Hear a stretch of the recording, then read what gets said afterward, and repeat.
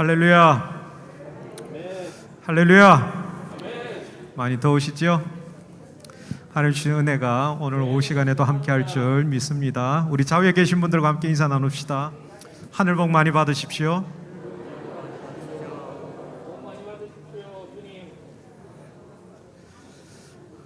오늘 오후 예배 이후에는 바로 예배 후에 재직회가 있게 됩니다. 재직들은 빠짐없이 꼭 참여해 주시기를 바랍니다.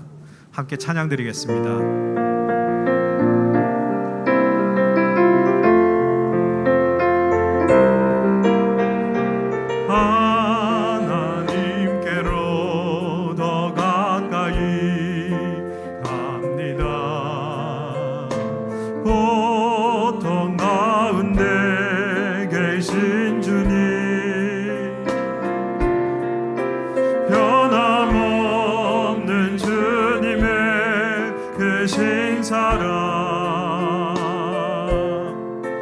영원히 주님만을 섬기리. 하나님께로 더 가까이 갑니다. 고통 가운데 계신 주님, 변함없는 주님의 그 신사랑, 영원히 주님만을 섬기리. 하나님께로 더 가까이 갑니다. 하나님께로 더 가까이 갑니다. 고통 가운데 계신 주님, 변함없는 주님의 그 신사랑, 영원히 주님만을 섬기리.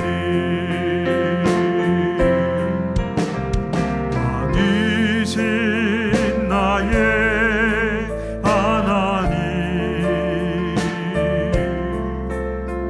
내가 주를 높이고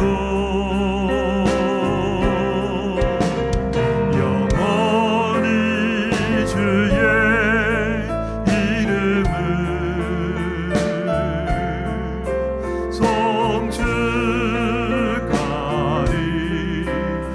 송축하리이다. 왕이신 나의 하나님, 왕이신 나의 하나님, 내가 주를 높이고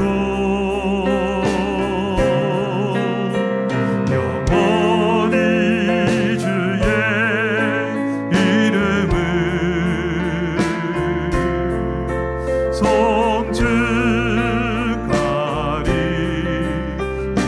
송축하리이다. 왕이신 나의 하나님, 왕이신 나의 하나님, 내가 주를 높이고 영원히 주의 이름을 송축하리. 우리 온 마음을 다하여 고백합시다. 왕이신 나의 하나님, 왕이신 나의 하나님, 내가 주를 높이고 영원히 주의 이름을 송축하리.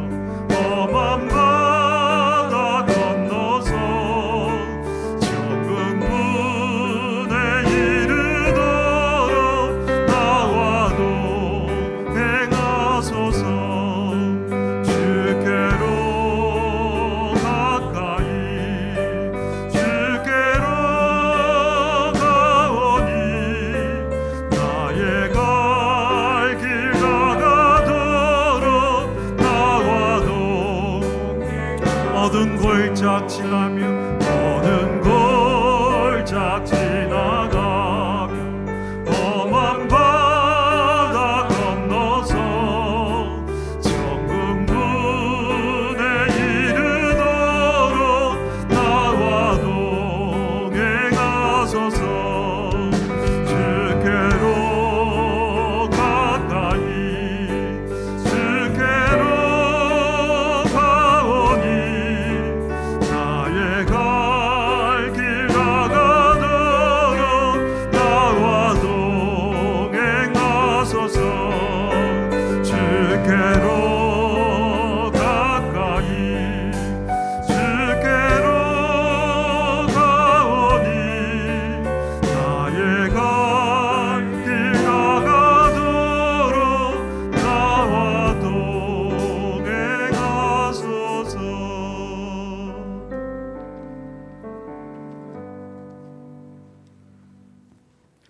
참 사랑이 많으시고 은혜가 풍성하신 아버지 하나님, 죄로 인해 사망과 심판을 피할 수 없는 우리를 위해 말씀이 육신이 되셔서 친히 십자가에 달리시고 우리를 구원의 길로 인도하셔서 영원한 생명을 얻게 하여 주신 주님, 은혜에 감사를 드립니다. 이 시간 모든 영광과 존귀와 찬양을 받으시옵소서. 하나님, 주님이 기뻐하시는 영혼 구원의 마음을 알면서도 그동안 삶의 분주함과 코로나를 핑계로 주님의 마음보단 다른 것에 마음을 빼앗기진 않았는지 돌아봅니다. 다시 한번 성령의 권능으로 우리의 마음을 만지시고 소중한 영혼들을 통해 주님의 나라를 이루고 계심을 보게 하여 주옵소서. 주님의 몸된 교회를 위해 간구합니다. 하나님, 교회 직분자와 교회 학교에 지혜와 명철을 다하여 주셔서 다음 세대의 영적 유산인 신앙을 말씀 가운데 잘 가르치고 양육할 수 있도록 도와주옵소서. 오병이어 와 붕어빵 전도를 통해 사랑하는 주님의 몸된 교회가 사상 지역에 주님의 영광을 나타내고 주님의 이름이 더욱 높아지기를 소망합니다. 하나님, 주님께서 이루실 비전관을 통해 성도들의 마음을 하나로 만들어 주시고 물질의 축복의 통로를 열어주셔서 넘치도록 채워주심을 경험하게 하옵소서. 역사를 주관하시는 하나님, 이 나라와 민족을 긍휼히 여겨 주옵소서. 우크라이나 전쟁을 속히 종식되게 하여 주셔서 세계 경제가 안정이 될 수 있게 하여 주옵소서. 새롭게 뽑힌 위정자들에게 필요한 지혜와 능력을 주셔서 이 나라를 주님의 은혜 가운데 잘 다스릴 수 있도록 주관하여 주옵소서. 세계 각지에 있는 선교사님과 교회를 지켜 보호하여 주옵소서. 메마르고 가난한 이 땅에 수많은 선교사님들을 보내주셨던 주님, 그 마음을 기억하시고 여호와의 열심히 열방 가운데 주의 뜻을 이루어 주옵소서. 지난 반년 동안 지켜 인도해 주신 하나님 감사합니다.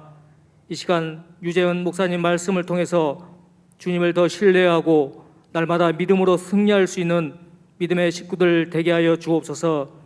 모든 말씀 우리 죄를 대신해 십자가를 지시고 부활의 소망과 영원한 생명을 주신 예수님의 이름으로 기도합니다. 아멘.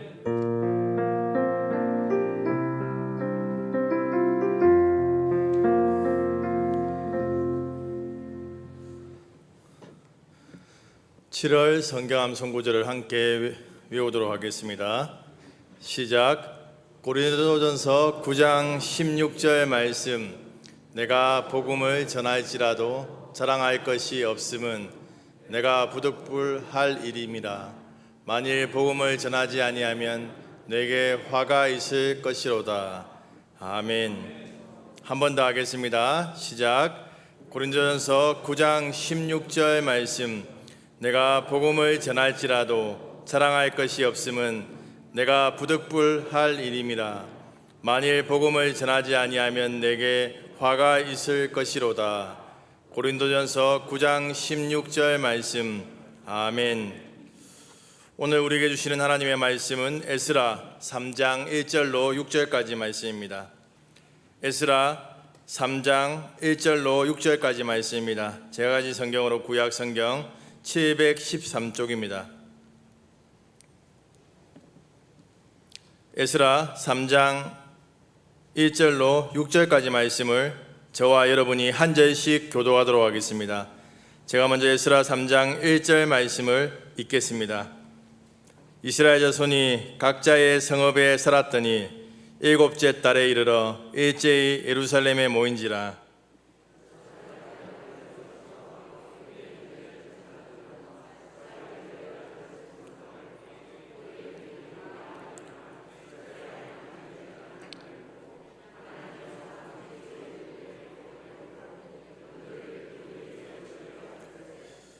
무리가 모든 나라 백성을 두려워하여 제단을 그 터에 세우고 그 위에서 아침 저녁으로 여호와께 번제를 드리며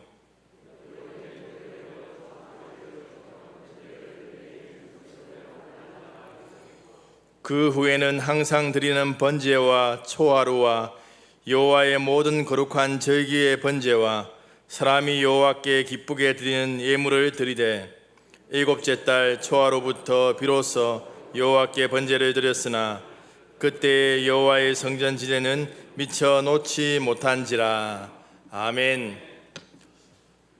오늘 오후에는 에스라 3장 1절로 6절까지 말씀으로 무너진 성전터에서 제사가 시작되다, 무너진 성전터에서 제사가 시작되다라는 제목으로 하나님 말씀 증거하겠습니다.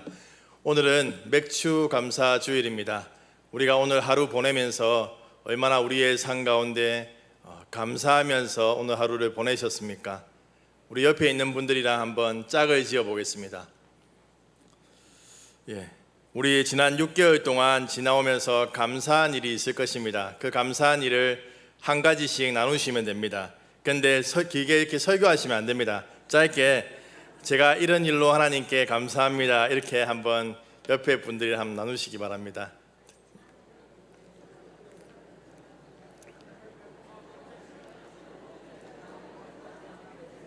반대편에 있는 분들과도 한번 나누십시오.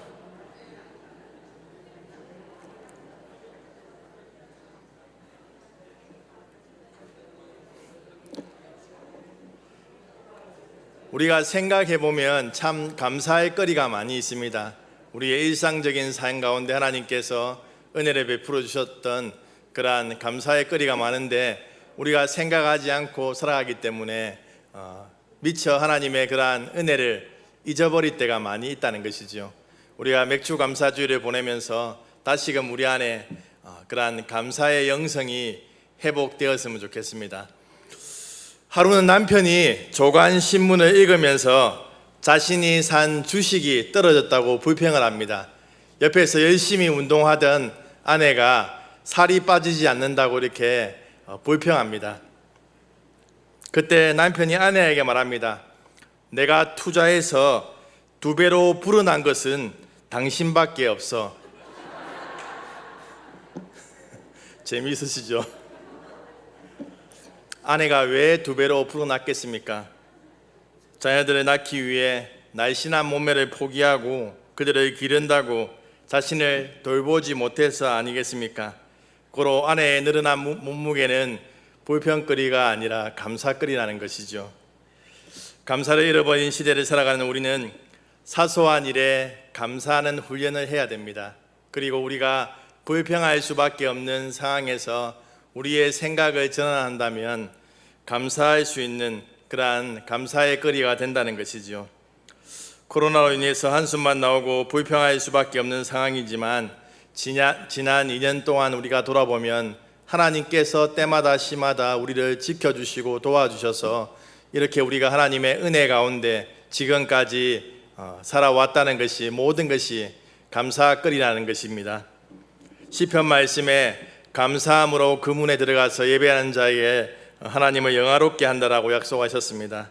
우리가 감사함으로 예배 자리로 나간다면 하나님께서 우리의 예배를 기쁘게 받으시고 또한 크신 은혜를 베풀어 주실 줄로 믿습니다.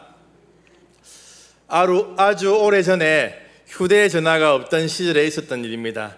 어느 교회 목사님이 결혼한 여자 성도 앞으로 축하 전보를 보냈는데 내용을 길게 쓸 수가 없어서 요1 4장 18절 말씀으로 축하의 말을 대신한다라는 내용으로 보냈습니다.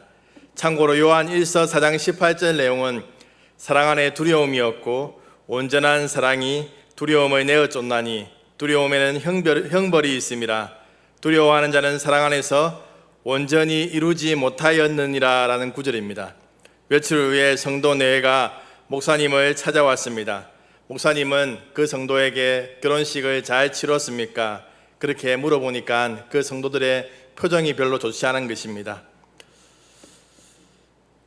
그래서 그 내외가 대뜸 목사님에게 화를 내는 것입니다. 목사님의 그 전보 때문에 하마터면 결혼식이고 뭐고 다 망쳐버릴 뻔했다라고 이렇게 이야기하는 것입니다. 어리둥절해야 하는 목사님에게 그 사람들은, 그 성도는 받은 전문을 내보였습니다. 그 내용은 요 4장 18절 말씀으로 축하 말씀을 대신한다고 되어 있었습니다.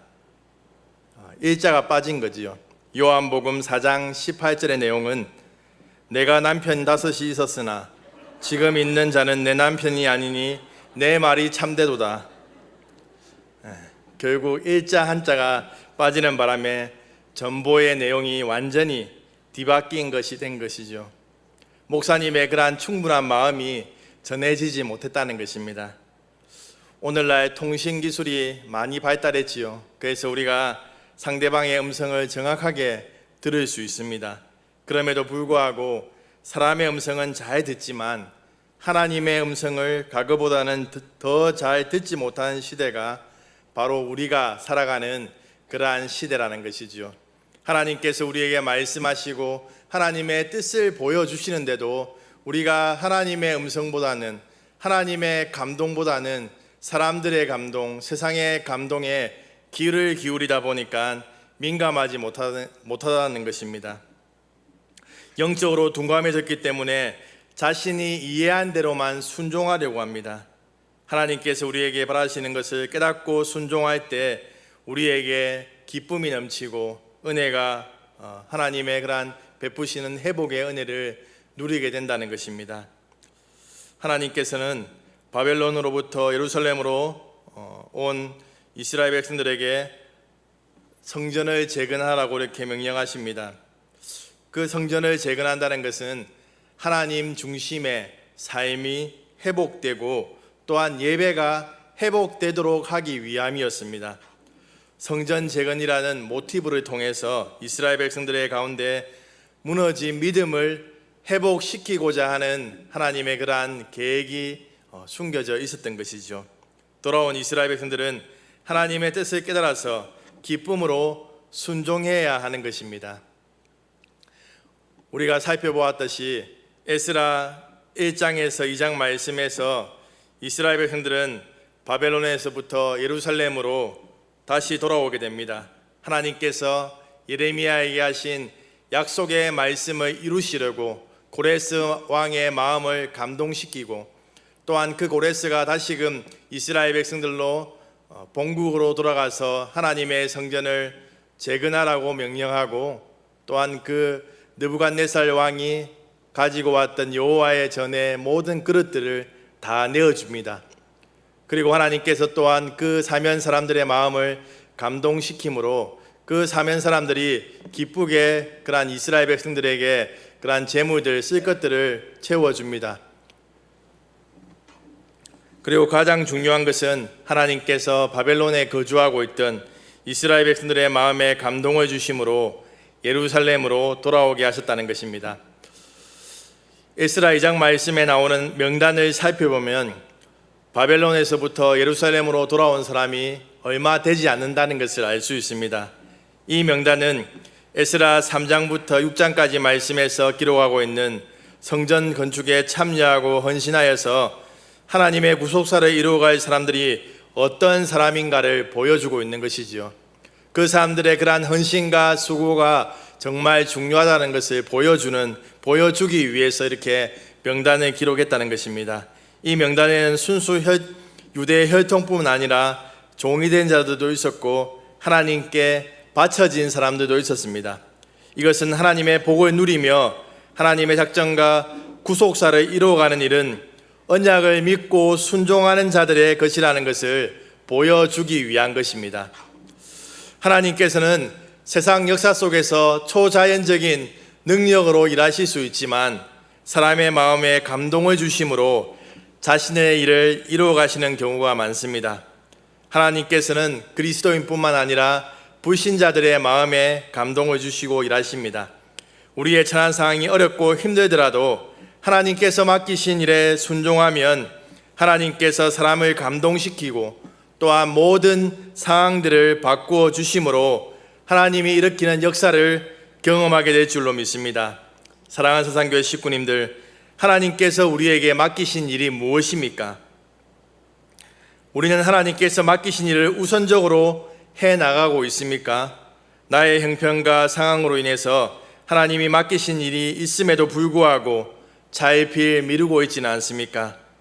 다시금 열심을 가지고 하나님께서 맡기신 일을 시작해야 합니다. 먼저 그의 나라와 그의 의를 구하고 하나님의 뜻을 이루어 간다면 하나님께서 다른 모든 것을 해결해 주신다는 것이죠. 우리가 우선적으로 해야 할 주님의 일은 무엇입니까? 하나님께서 우리 교회가 우선적으로 해야 되는 그러한 사역들은 무엇입니까? 그 일을 감당하기 위해 우리의 역량이 부족하고 때가 아니라고 핑계하지 말고 지금 바로 시작하시기 바랍니다. 약속의 말씀을 의지해서 순종한다면 하나님께서 막혀있는 장벽을 모두 무너뜨려 주시고 그 장벽을 뛰어넘게 하시는 하나님의 은혜를 베풀어 주실 줄로 믿습니다. 만약 그 기회를 놓쳐버리고 다른 성도, 다른 교회에 그 복이 넘어가 버린다면 정말 안타까운 일이 아닐 수 없지요. 그렇기 때문에 속히 순종해서 하나님께서 주시고자 하는 복을 받으시길 소망합니다. 또한 순종하지 못하는 식구님들을 독려해서 함께 순종함으로 함께 복을 받을 수 있는 그러한 자리로 나갈 수 있도록 이끌어 주시는 그러한 식구님들 되길 소망합니다. 바벨론으로부터 돌아온 이스라엘 언약 공동체는 성전을 재건하고 있습니다. 그런데 이 성전을 재건하기 시작하면서 이들이 바벨론에서 예루살렘으로 돌아왔을 때 자신들이 생각한 그러한 상황과는 조금 달랐을 것입니다. 거주할 집도 없고 또한 만약에 적들이 쳐들어오면 당할 수밖에 없는 그러한 상황에 놓여 있는데 이들이 정말 바로 성전 건축한다는 것은 쉬운 일이 아니었을 것입니다.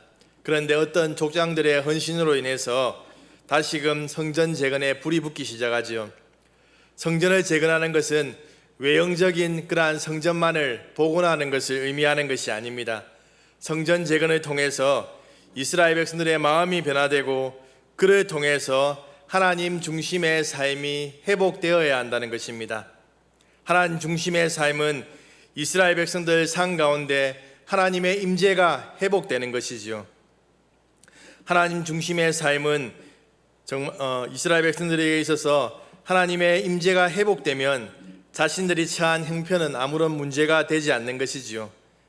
이어서 예루살렘으로 돌아온 언약 공동체는 이제 본격적으로 성전 재건을 위한 일들을 진행해 가고 있습니다. 오늘 본문 1절 말씀을 우리 함께 읽도록 하겠습니다. 시작.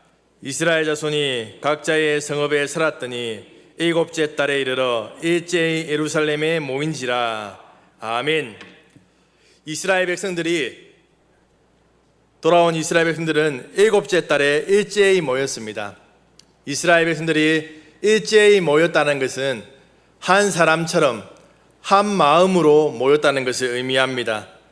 이스라엘 백성들은 바벨론 포로 생활을 하면서 함께 모인다는 것이 얼마나 힘들었겠습니까? 70년 동안 그들은 모이지 못했을 것입니다. 만약에 포로국의 백성들이 모인다면 그 바벨론 제국이 그들의 그러한 모임을 압박하고 모이기를 해산했을 것입니다.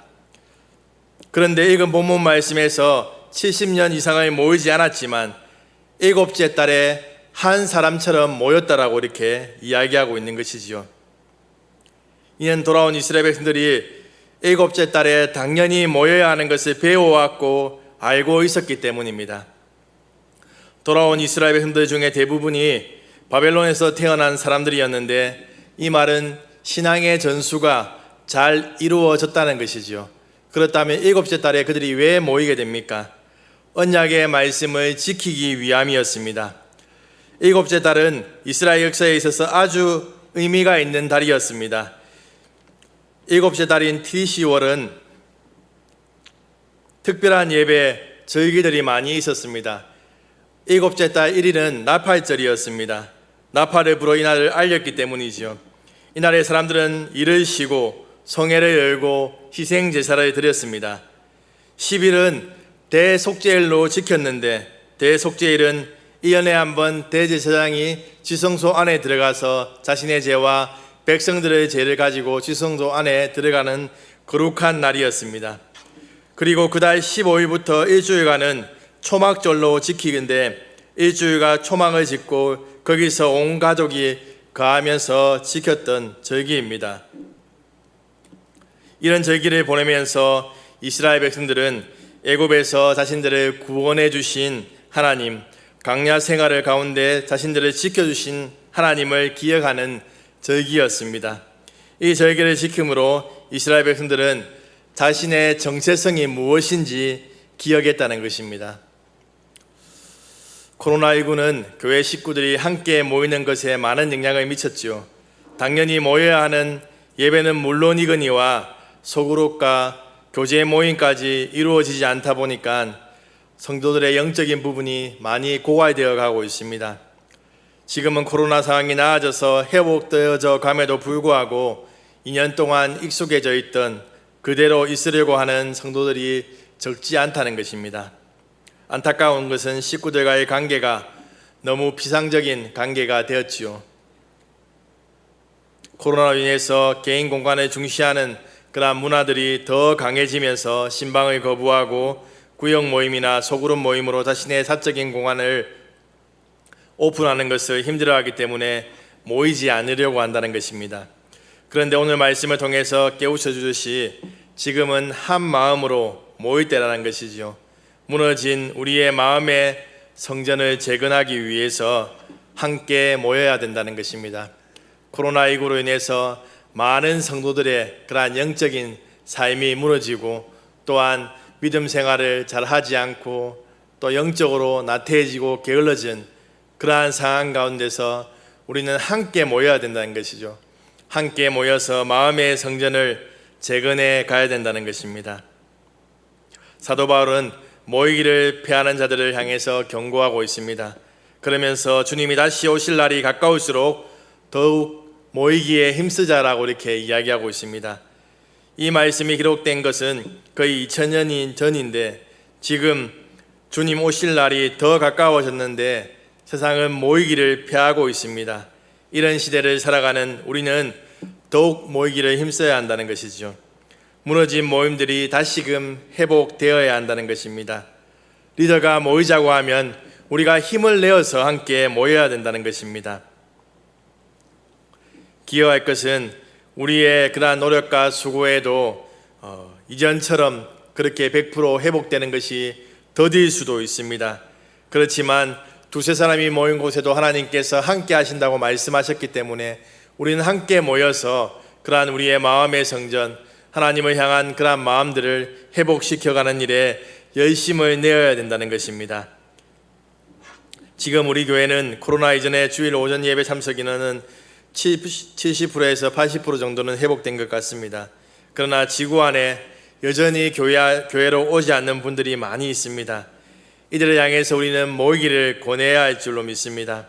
그리고 다른 예배 모임도 한 마음으로 모일 수 있도록 우리는 힘써야 합니다. 주일 오전 예배만 현장 예배이고 오후 예배, 수요 예배, 금요는 온라인으로 들어도 괜찮은 것이 아니지요. 함께 모여서 예배드릴 때 우리의 마음의 성전이 회복되고 우리의 신앙에 다시금 불이 붙게 될 줄로 믿습니다. 사랑하는 사상교회 식구님들, 리더가 모이자고 하면 당연하게 모이는 일에 힘쓰시기 바랍니다. 지구장, 부지구장, 또한 지구건사, 구역장님들은 지구 안에서 아직 예배가 회복되지 않은 식구님들을 찾아가서 그들을 강건하여서 다시금 예배 자리로 모이는 자리로 나올 수 있도록 힘쓰시기 바랍니다. 우리가 이렇게 함께 모이고 또한 이러한 코로나 이전에 그러한 모이는 것으로 회복될 때 사상교회에 다시 부흥의 불이 임하게 될 줄로 믿습니다. 이 부흥의 주역이 여기에 모인 우리 식구님들이 되길 소망합니다. 모인 이스라엘 백성들은 구체적으로 무엇을 하고 있습니까? 오늘 본문 2절로 3절까지 말씀을 우리 함께 읽도록 하겠습니다. 시작.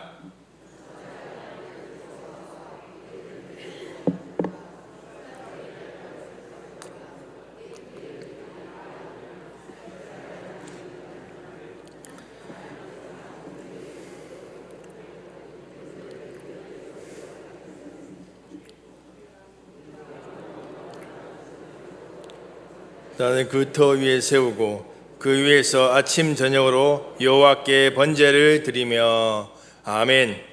돌아온 이스라엘 백성들은 무너진 하나님의 제단을 다시 세우고 번제를 드리고 있습니다. 돌아온 이스라엘 백성들이 예루살렘에 모인 이유는 제사를 드릴 번제단을 만들기 위함입니다.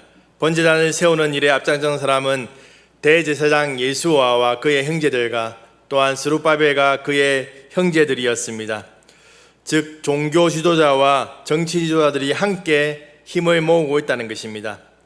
읽은 본문 말씀을 유심히 살펴보면 이름의 순서가 약간 변경된 것을 알 수 있습니다. 앞에 이장 명단에 보면 스룹바벨이 먼저 나오고 그 이후에 예수아가 나왔습니다. 그런데 오늘 본문에서는 예수아가 먼저 나오고 그 다음에 스룹바벨이 나오고 있습니다. 이는 역할의 변화가 있다는 것이지요. 이 성전을 재건해 나가는 일에는 예수아와 그의 형제들인 제사장들이 앞장섰다는 것입니다.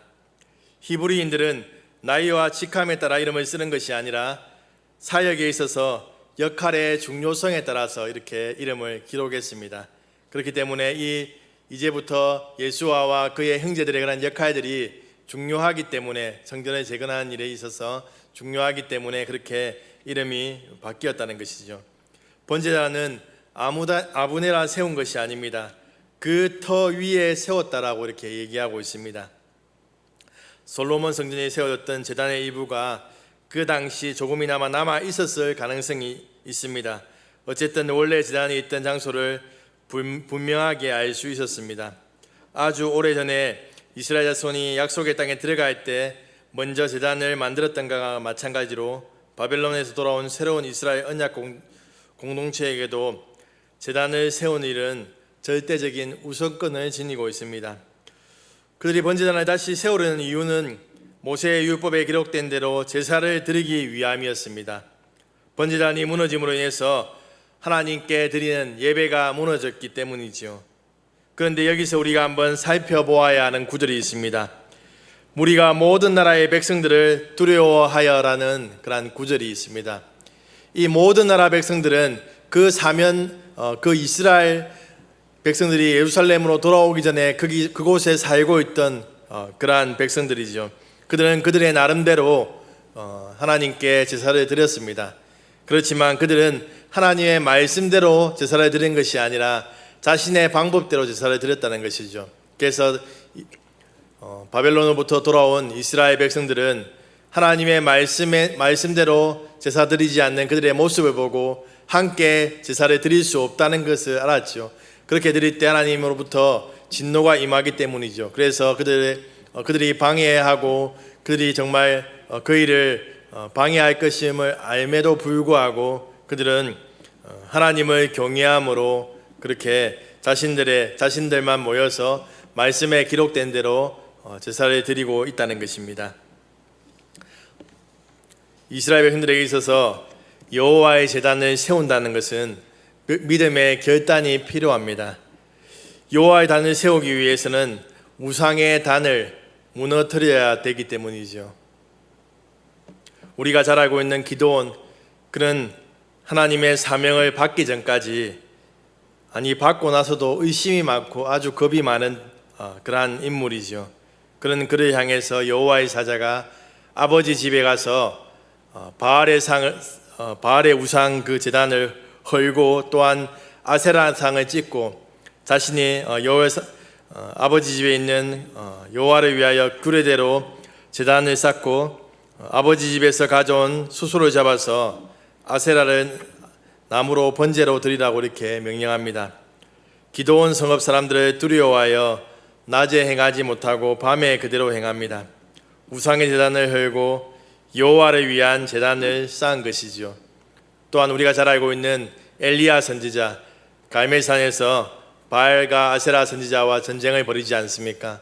바알과 아세라 선지자들이 저녁 소재 드리기 전까지 자신의 몸을 자해하면서 하나님의 이름을 불렀지만 그들의 바알의 이름을 불렀지만 바알은 응답하지 않습니다. 그때 저녁 소재 드릴 때 엘리야가 무너진 여호와의 단을 다시 쌓고 이스라엘 12지파의 그러한 숫자대로 돌을 세워서 하나님 앞에 예배드렸을 때 하나님의 불이 임하게 되고 다시금 회복되는 그러한 은혜가 있다는 것이지요. 돌아온 이스라엘 백성들도 바벨론의 침략으로 인해서 무너진 여호와의 제단을 다시 수축하고 있습니다. 하나님께 드리는 제사를 회복하기 위해서 번제단을 다시 세운 것입니다. 로버트 멍어가 쓴 내 마음 그리스도의 집이라는 책이 있습니다. 아주 짧아서 30분만 투자하면 읽을 수 있는데 영적으로 아주 유익한 책이라서 이런저런 제자 훈련할 때 필독서입니다. 그 내용에 보면 예수님께서 한 사람을 찾아옵니다. 그 사람은 자신의 서재와 주방, 침실, 작업실 등 집안 구석구석을 다 보여줍니다. 각 공간마다 예수님께 내어드릴 때 그러한 누리는 은혜가 있었습니다. 그러나 벽장만은 자물쇠를 채워두고 보여주지 않았습니다. 그곳은 자신이 숨기고 싶은 것, 더럽고 추하고 부족한 공간이었던 것이죠. 그러나 주인공이 열쇠를 예수님께 내어드리고 위탁할 때 진정한 회복의 은혜를 누리게 됩니다. 내어드린다는 것은 여호와의 단을 세우는 것입니다. 나의 단이 세워진 곳에 여호와의 단을 세울 때 진정한 회복의 은혜를 누리게 된다는 것입니다. 우리의 삶에 여호와의 제단을 다시 세우려면 우상의 제단을 헐어야 합니다. 우리의 삶의 영역마다 세워진 우상의 제단을 허는 결단이 우리에게 필요합니다. 그 우상의 제단을 헐 때 여호와의 단을 세울 수 있는 것이지요. 여호와의 단을 세운다는 것은 여호와 중심의 삶을 살아간다는 것입니다. 우리가 교회에 와서 예배드릴 때 하나님 중심의 삶을 살아가는 것처럼 흉내낼 수 있습니다. 그러나 삶의 전 영역에서 하나님 중심의 삶을 살아가지 못한다면 다시금 우리는 결단해야 된다는 것이지요. 우리에게 가장 잘 되지 않은 영역까지도 하나님의 제단을 쌓고 주되심을 인정하고 살아간다면 여호와의 제단이 놓이는 것입니다. 그런 결단과 변화가 없이 우리의 예배와 하나님과의 관계는 깊어질 수 없다는 것을 우리는 기억해야 합니다. 우리의 삶에 하나님이 아닌 것으로 주인 삼은 것들이 있다면 우리가 지금 다 내려놓으셔야 됩니다. 우리의 삶에 하나님만이 영광 받으시도록 하나님을 우리의 주인의 자리로 모셔드려야 합니다. 요한계시록에 라오디게아 교회가 나오지요. 그 라오디게아 교회는 부유하고 또한 탁월했습니다. 그래서 자신의 부족함과 연약함을 보지 못했습니다. 영적으로 아주 피폐하고 영적으로 아주 가난함에도 불구하고 나는 부유하다, 나는 볼 수 있다, 나는 더럽지 않고 깨끗하다라고 이렇게 생각했습니다. 그런데 예수님께서 그들의 그러한 잘못들을 깨우치시는 거지요. 우리의 삶을 돌아볼 때 우리가 정말 거룩해 보이고 우리가 하나님의 말씀대로 살아간다고 말은 하지만 우리의 그러한 마음 가운데 숨겨진 그러한 죄악들, 여호와의 제단이 세워지지 못한 곳에 다시금 여호와의 제단을 세우고 하나님께서 그 가운데 일하시고 또한 하나님께서 그곳에도 주인 되셔서 정말 우리의 삶의 모든 영역을 하나님께 온전히 맡겨드리는 그러한 결단이 필요하다는 것입니다. 사랑하는 사상교회 식구님들, 우리 마음의 중심에 하나님의 제단을 다시 세우시기 바랍니다. 공개하기 싫고 오랜 시간 내가 주인 되었던 제약의 자리에 다시금 하나님의 제단을 세우시기 바랍니다. 하나님께 맡기십시오. 진정한 회복의 은혜를 누리게 될 줄로 믿습니다.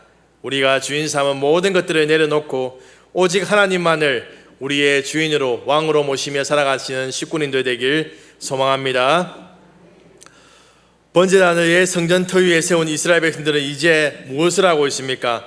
오늘 보면 4절로 6절까지 말씀을 함께 읽도록 하겠습니다. 시작.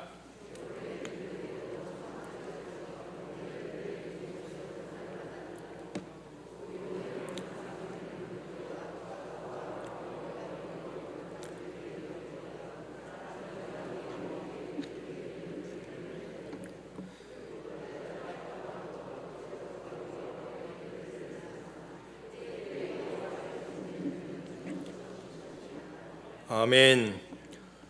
돌아온 이스라엘 백성들은 여호와의 제단을 다시 세움으로 율법의 말씀대로 제사와 절기를 회복합니다.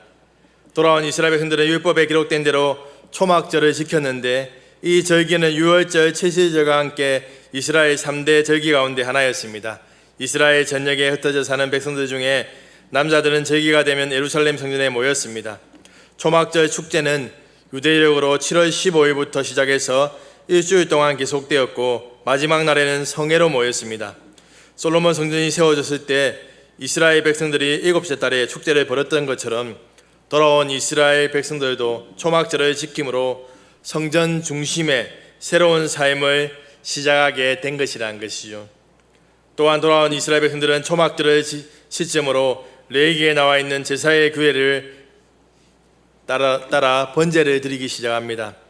규례에 명시하고 있는 방법대로 또한 그 제물의 숫자대로 드렸다는 것입니다. 에스라 저자의 관점은 율법에 규정된 제사를 정상적으로 드리는 것에 초점을 맞추고 있습니다.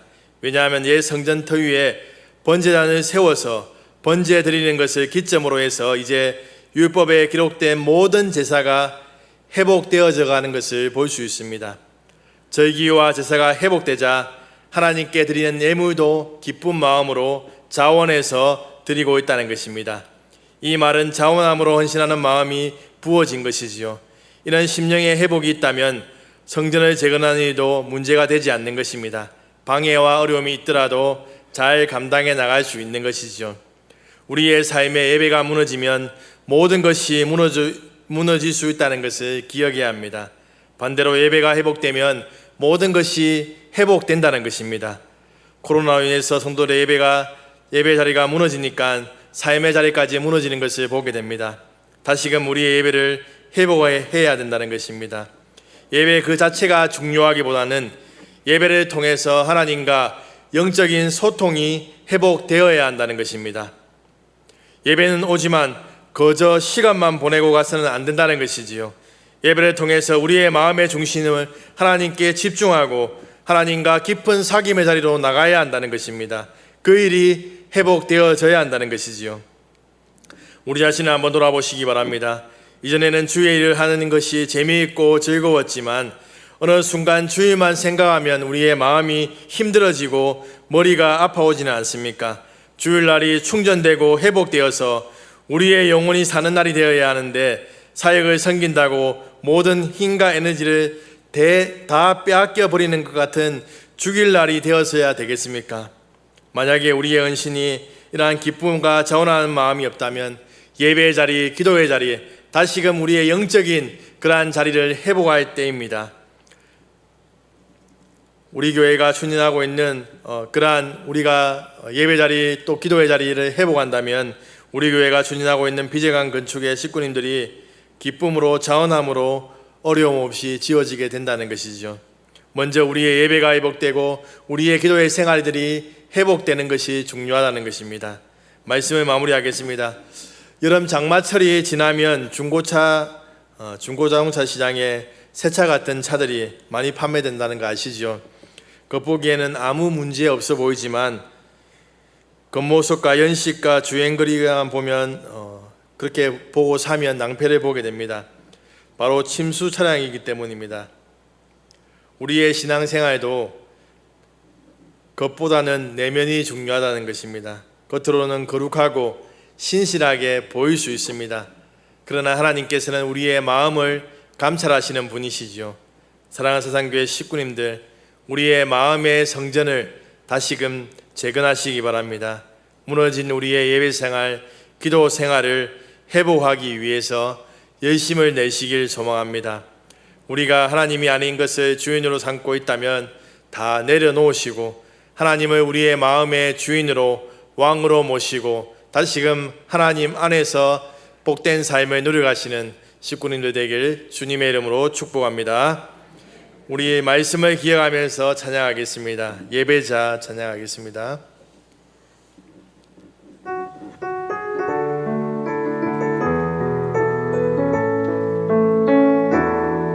아무도 예배하지 않는 그곳에서 주를 예배하리라. 아무도 찬양하지 않는 그곳에서 나 주를 찬양하리라. 누구도 헌신하지 않는 그곳에서 주께 헌신하리라. 누구도 증거하지 않는 그곳에서 나 주를 증거하리라. 내가 밟는 모든 땅 주를 예배하게 하소서. 주의 보혈로 덮어지게 하소서. 내가 선 이곳 주의 거룩한 곳 되게 하소서. 주의 향기로 물들이소서. 아무도 예배하지 않는 아무도 예배하지 않는 그곳에서 주를 예배하리라. 아무도 찬양하지 않는 그곳에서 나 주를 찬양하리라. 누구도 헌신하지 않는 그곳에서 주께 헌신하리라. 누구도 증거하지 않는 그곳에서 나 주를 증거하리라. 내가 밟는 모든 땅 주를 예배하게 하소서. 주의 보혈로 덮어지게 하소서. 내가 선 이곳 주의 거룩한 곳 되게 하소서. 주의 향기로 내가 밟는 모든 땅, 내가 밟는 모든 땅 주를 예배하게 하소서. 주의 보혈로 덮어지게 하소서. 내가 선 이곳 주의 거룩한 곳 되게 하소서. 주의 향기로 물들이소서. 우리 이 시간 말씀을 기억하며 기도하겠습니다. 비정강 건축을 준비하면서 먼저 우리의 마음의 성전이 재건되어야 합니다. 그래야지 기쁨으로 자원하는 헌신이 이루어질 수 있다는 것입니다. 우리 자신을 한번 돌아보시기 바랍니다. 영적 아린혈함과 게으름으로 인해서 무너진 제단을 다시 재건하시다 다시금 하나님을 우리의 주인으로 왕으로 모시고 그에 합당한 삶을 살아갑시다. 예배와 기도 생활을 회복되어서 하나님과의 관계가 회복되고 더 깊은 자리로 나갈 수 있는 은혜를 베풀어 달라고 이 시간 기도하시겠습니다. 이 시간 간절하게 주여 한번 부르고 기도하겠습니다. 주여! 하나님 아버지, 이 시간 기도합니다. 하나님 아버지, 우리의 무너진 것들을 다시 하나님 아버지 앞에 가지고 나가합니다. 우리의 삶의 자리 가운데 하나님을 높이지 못하며 우리가 왕으로 되고 하나님 아버지 정말 하나님을 주인으로 모시지 못하는 우리의 그러한 삶의 영역에 하나님을 우리의 왕으로 하나님의 재단이 다시 세워져서 하나님만 예배하며 하나님을 높이는 그러한 하나님의 은혜를 베풀어 주시옵소서. 다시금 하나님 우리의 예배 생활이 회복되고 하나님 우리의 기도 생활이 회복되어서 하나님 중심의 삶을 살아갈 수 있도록 우리를 붙들어 주시옵소서. 하나님 아버지만을 더욱더 깊이 바라보며 하나님 아버지 은혜를 누려갈 수 있는 저희들 될 수 있도록 주여 인도하여 주시옵소서. 하나님 아버지께서 함께하여 주시옵소서. 한 번 더 말씀을 기억하며 기도하겠습니다. 비정한 건축을 위해서 기도하겠습니다. 다음 세대를 위해서 믿음으로 양육하고 지역사회를 복음으로 섬길 수 있는 하나님의 꿈이 담긴 비정관이 건축되어지도록 기도하겠습니다. 비정관 건축이 진행되어지는 동안 모든 식구들에게 자원하는 마음을 부어주시고 힘을 다해서 헌신하는 기쁨이 넘치게 하옵소서. 또한 모든 방해 요소를 막아주시고 신실하고 정직한 건축업자와 또 설계자를 만날 수 있도록 은혜를 내려달라고 이 시간 간절하게 주여 한번 부르고 기도하겠습니다. 주여! 하나님 아버지 시간 비정한 건축을 하나님 손에 온전히 올려드립니다. 하나님 아버지 비정한 건축 가운데 하나님 함께하여 주시옵소서. 하나님 아버지 하나님의 꿈이 담긴 비정관이 건축되게 하시고 하나님 아버지 정말 다음 세대가 믿음으로 하나님의 말씀으로 양육될 수 있게 하시고 또 하나님 아버지 이 지역 사회를 섬길 수 있는 그러한 하나님 아버지 비정관이 건축되어질 수 있도록 주여 인도하여 주시옵소서. 우리 모든 식구들 가운데 전하는 마음을 부으시고 힘을 다하여 하나님 아버지 일에 헌신할 수 있도록 주여 인도하여 주시옵소서. 하나님 모든 방해하는 요소들을 하나님께서 막아주시고 특별히 하나님 아버지 설계자와 하나님 아버지 건축업자를 하나님 신실한 사람을 붙여주셔서 하나님 이들이 막힘없이 잘 진행될 수 있도록 인도하여 주시옵소서. 하나님께서 함께하여 주시옵소서.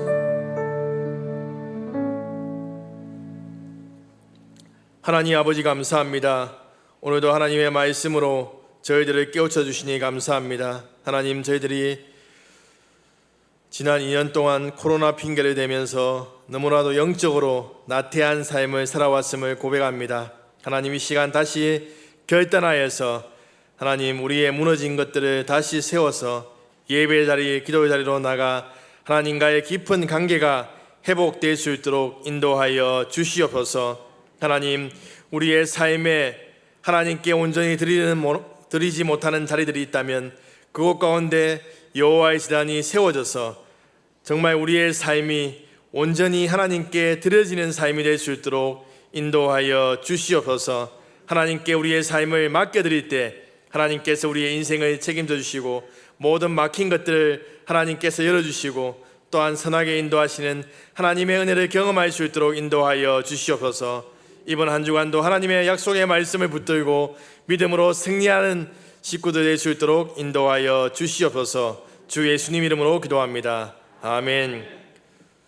주 예수 그리스도의 은혜와 하나님의 사랑과 성령님의 함께하심이 오늘도 하나님의 말씀을 붙잡고 믿음의 길을 걸어가기로 결단하는 모든 식구들 위해 영원히 함께 있을지어다. 아멘.